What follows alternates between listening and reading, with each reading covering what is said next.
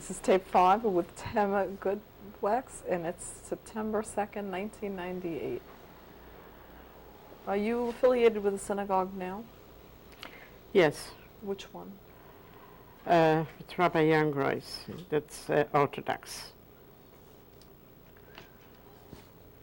How do you feel that your experiences affected raising your children?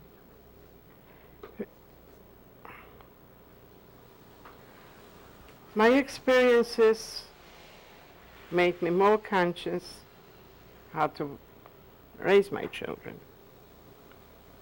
And I helped my grandchildren, my daughters, are brought up nice, religious. Religious as much as you can expect in America. My son's children, he moved away from New York. The older one was 5 years old and the little one was 2, the younger one. The girls were born here in Brooklyn, except one, my grandson in Chicago. With them, I didn't have much to say because I couldn't be constantly there. I only went once in a while. But they love me. And if you would see, I keep still having around letters from my children. This week I got a letter from my granddaughter that's now in California. She went, what's the organization that keeps children, Jewish,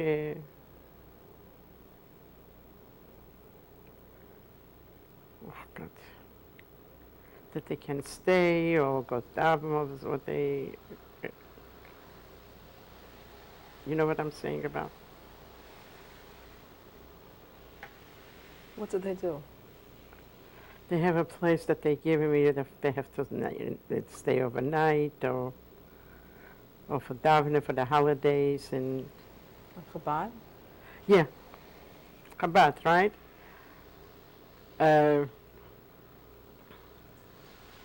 They wouldn't go. They keep up the holidays. My daughters, the other ones in Chicago, they go to a congregation, but I don't think so that it's Orthodox. Where my children here, my daughter here in Long Island, they didn't miss a holiday. Like now the holidays come up, but they shouldn't be here. For Pesach, I go already out there, but it's under my so I have to do everything. When were you first able to talk about what had happened to you? When the grandchildren got older, they started asking questions. Did your children ever ask you? They knew. When they got older, they knew. By then already, my son was a college graduate. He's an accountant. He graduated Long Island University. Was taken out from Pete Marvick and Mitchell from college when he finished college with a job. He quit them. After 4 years, he became CPA, and he quit them because he knew that he's a number, and that's what he didn't want. Could you tell us about your dreams and nightmares?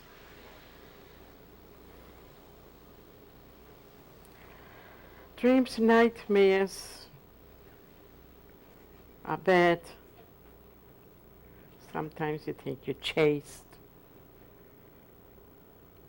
Things like that. Worries, problems. I lost my family, lost my uncle, lost my aunt, my other uncle. Now, my last aunt couldn't even go to this funeral. What single memory or thought about the Holocaust most haunts you, disturbs you? Watching the hanging.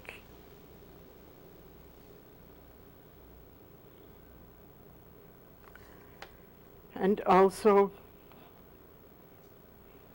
being abused.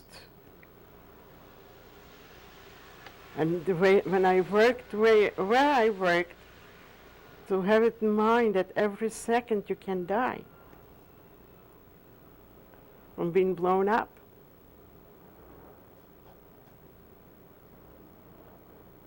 What gave you the strength to survive?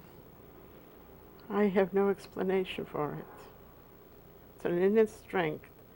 Because we were surviving, came to the States, I brought up the children, and when we tried to push it away, but you never can push it away. I went once, I was sent to a German doctor from the consulate to make made the case for my health for the restitution. And this doctor said to me, "Why don't you take the number out? What do you need it on your arm?" It was up in New York, in the German section. Went there to a German consul doctor. I looked at him. I says, "Okay, I'll take it out from here. But can you take it out from my brain or from my heart?" He didn't ask me nothing anymore.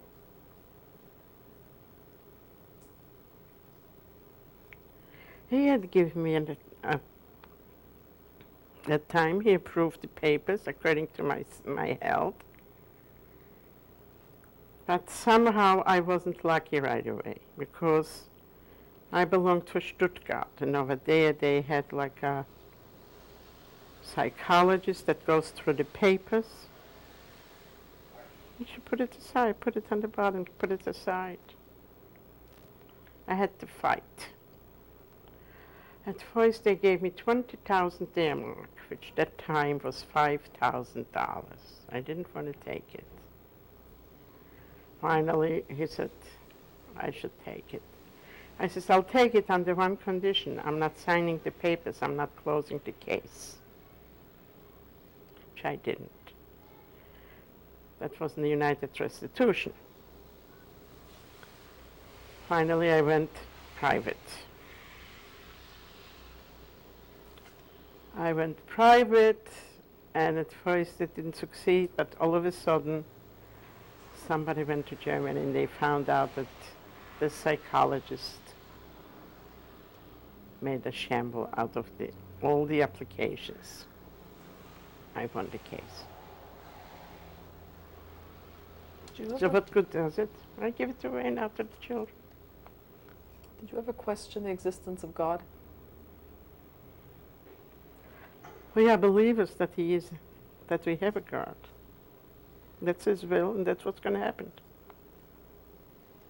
Isn't it like that? Did you ever witness any miracles? I don't know what miracles can be to me.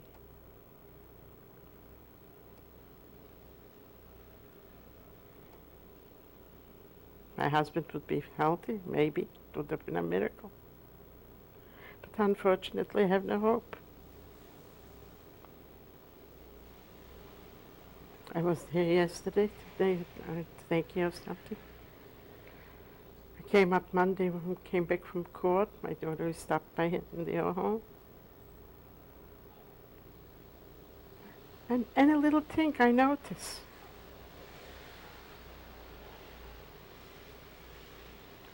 He sits with his eyes closed. It's going to be 5 years this man didn't touch the floor.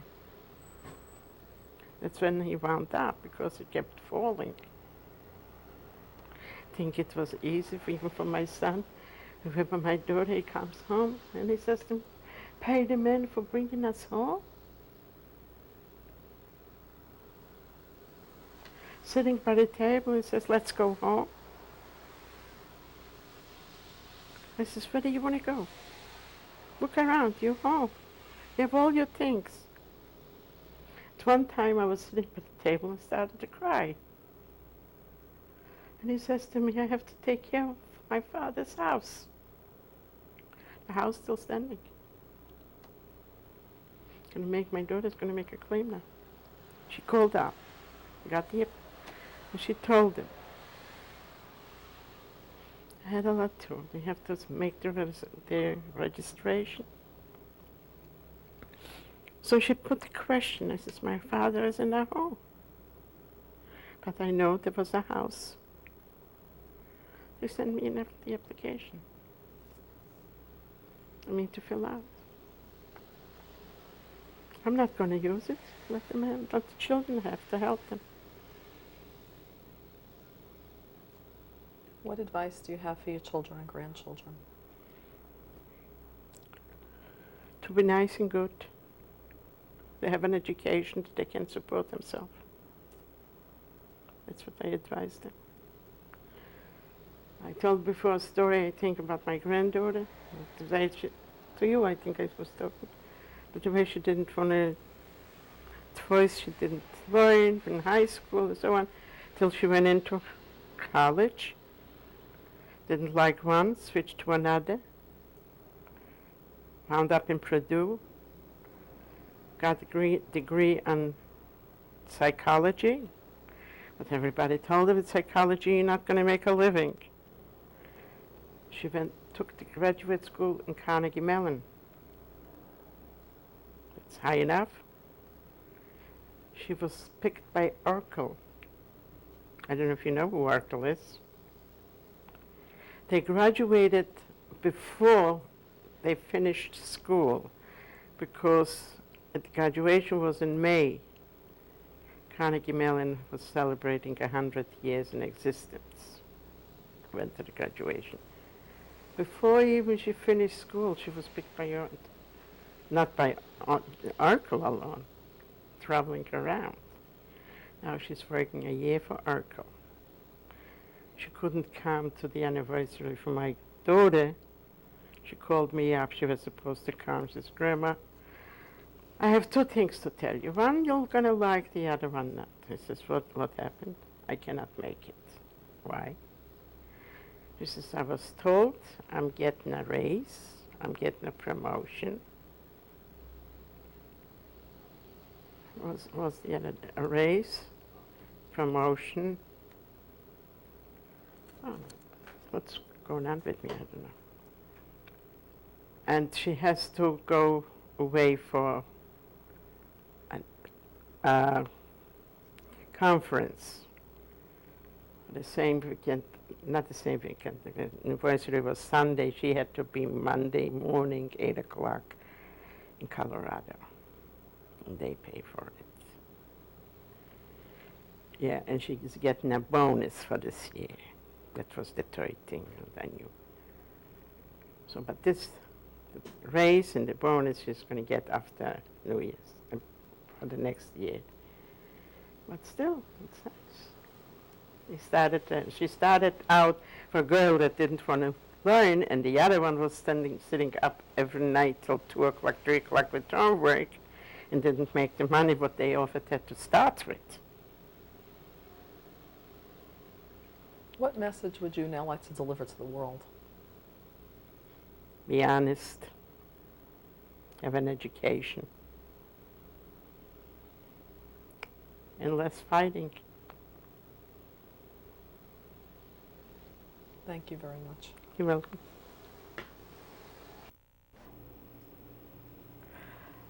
On the right is my mother's sister. Her name is Rivka Tenenbaum. Next to her is her husband, Yankel Tenenbaum. What happened to them? My aunt went to Treblinka. Yankel was in the camps, and he did not survive. How did you get this photo? We have family in Belgium, and they had these pictures. On the right is my mother's sister, Reisel. On the left is my aunt, Perl, with which one I survived and was with her in the camps together.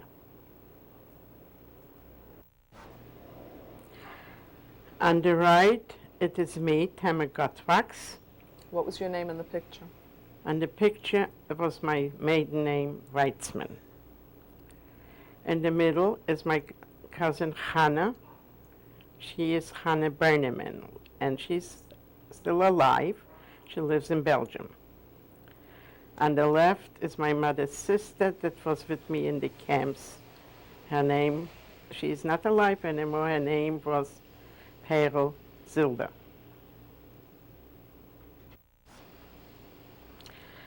This picture on the right, it is me, the first picture I took after the liberation when I went home. On the left one is my cousin Tema Gutwaks. We named after the same grandmother.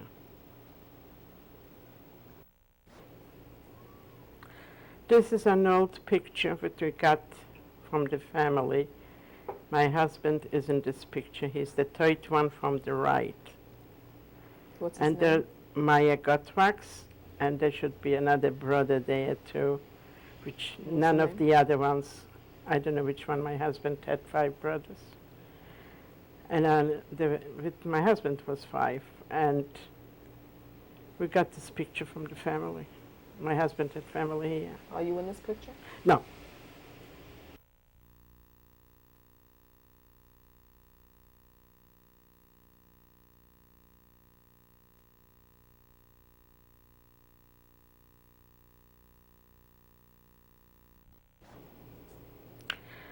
This picture, it's me on the right.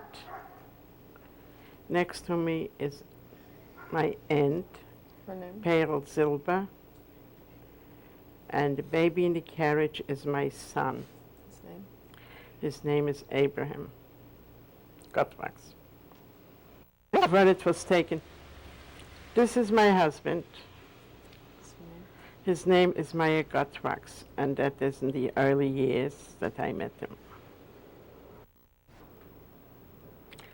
This is my cousin from Israel when he got married to the cousin really is this wife. What are their names? Their names is Daphne. They live in Bnei Brak. He's a rabbi, but he came from Hungary. Came off with the first trip when they reached Israel and was handed a gun to go and fight the war. What are their first names? His name is Zev Daphne and her name is Esther. This picture, we went to the home where my aunt was staying. She was sick. She had suffered a stroke and lived with it for 15 years. And that's children and family gathered together to celebrate her birthday. Her name again, please? Her name was Perel Zilber. This is a family picture. There's my husband. Where is he in the picture? He's the one standing on the right. Next to him, it's my aunt's son, Name, please? Morris Zilber. Next to it, I think it's my aunt sitting. And next to my aunt, to the left, is her brother, my uncle. Behind him, I think in the red dress, is his wife. Names, please? Her name was Bracha Berneman, And his name? Selig Berneman. They're both deceased now. And behind them on the left is a cousin, I think that's Gutcha Berneman.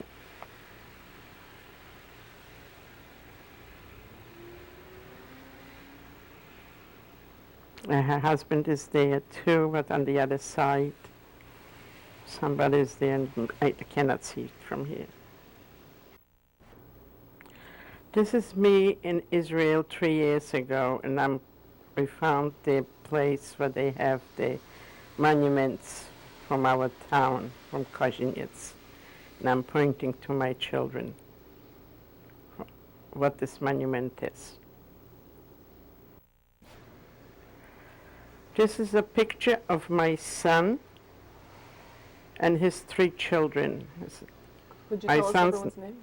My son's name is Abraham Gutwaks. To his left is his son, Michael Gutwaks. To the right is his daughter, Jennifer. And to the left is his daughter, Andrea. Her name now is Berkowitz. She is married. This picture is from my grandchildren's B'nai Mitzvah. To the right is my son-in-law, David Heft. In front of him is his daughter, Rachel. To his left, the first one is his daughter, Leslie. Then comes Jason Heft and my daughter, Edith. Could you explain what a B'nai Mitzvah was? The B'nai Mitzvah was that boy and girl become Bar Mitzvah at the same time. How old was your grandson? My grandson was 13 and my granddaughter was 12. This is an affidavit that I needed to verify where in which camps I was and what were the numbers. And that was sent to me from Arlsen, where they have the documents from people that they survived the wet in Auschwitz and all these camps.